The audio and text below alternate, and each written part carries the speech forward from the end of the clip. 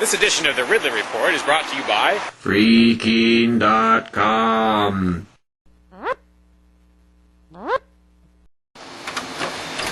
Decades overdue, it's finally starting. Some semblance of a property tax revolt in New Hampshire. By declaring his controversial home a parsonage or church or something like that, keen radio host Ian Freeman has probably triggered the 3-year countdown to having the home taken.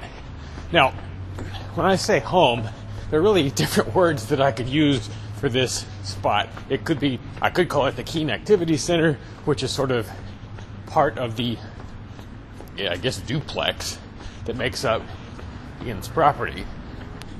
That place is even more controversial than Ian's house. Although, I'm really not sure what all the definitions are here and what all the geographic significance of each part of the property is. And I'm not sure if the Keene Activity Center is part of that, if it's just Ian's house. But anyway, the important thing is there's a property there that's basically going into revolt status. Now, if I understand correctly, this situation is different from what's developing in Grafton, where Free Stater John Cannell owns a church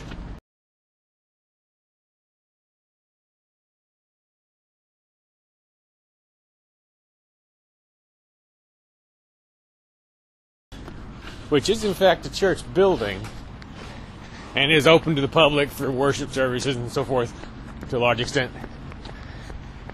I'm assuming he, kind of went through the normal paces that you go through in terms of paperwork and so forth. I'm not really referring to that as an attempted revolt.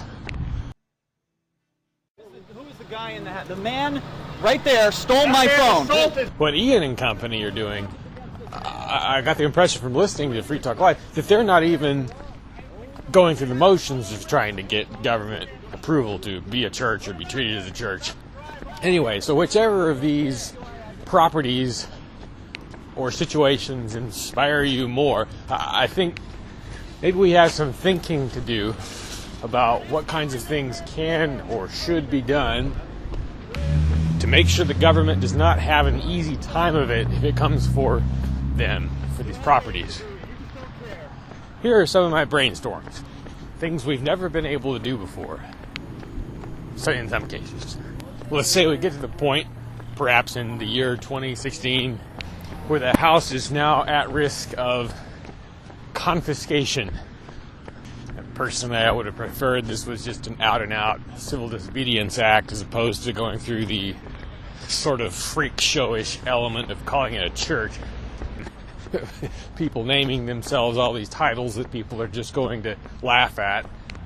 But the number one step that I think should be taken, and actually the step I take when I'm around the Keene Activity Center, is to try and become an asset to the neighborhood for a change. And by that I mean enough of an asset so that you're actually perceived as an asset by the neighbors. I've only ever heard of one situation where the people who inhabit the CAC have gone out and cleaned up the neighborhood or something like that. It's not a dirty neighborhood, but it's very residential, and whenever I've been to the CAC, I've felt actually